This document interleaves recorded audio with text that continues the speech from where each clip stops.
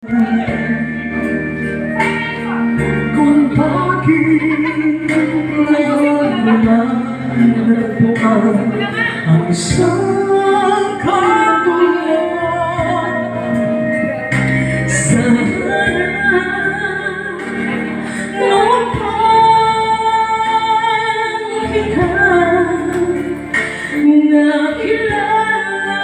Sana noon na lang na ang puso ay malaya magmahal.